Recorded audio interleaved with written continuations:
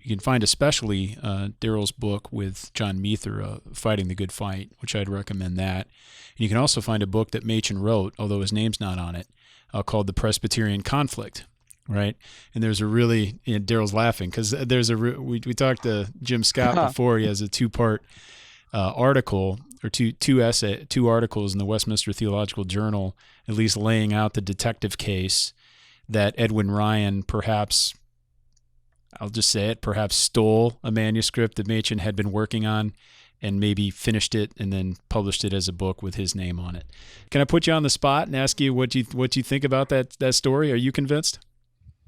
I wouldn't say I'm convinced, but I mean, it's compelling at least. So, beyond reasonable doubt, no. Yeah. So if I were on the jury, but I think also the way I've read the history, and I remember when I was doing research coming across a manuscript in the archives, and I wondered about it. I wondered what had happened to it, and I never really followed up to compare it to anything. So, I think, I mean, Jim obviously has a bias, as every single person does, and I think he tried to argue against his own bias to keep it in check. So I think he tries to make a plausible case, not just so the OPC comes out on top somehow. No, sure. I don't think this is really an OPC project necessarily, but it becomes convenient because Edwin Rian, again, I apologize to anyone if I've offended anyone. I don't mean to speak ill of somebody who's deceased and unable to defend himself, but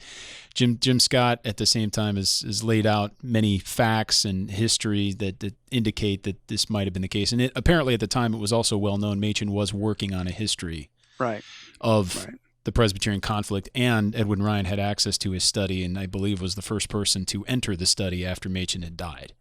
And so these are all, verifiable facts to one degree or another. And so no one's found the manuscript, so it went somewhere. But the issue why this might be a convenient thing for the OPC to do, or somebody in the OPC to do, is that Rian eventually went back to the Presbyterian Church USA and became kind of a black sheep, or a figure to see he went out from us because he wasn't one of these pilgrim and he took a job down in Jim's territory, not in Austin, but in San Antonio at Trinity University, which was a Presbyterian affiliated institution. He was administrator down there. Yeah, I really recommend people dig in and read those articles. They're fascinating, or our previous conversations on them on the program.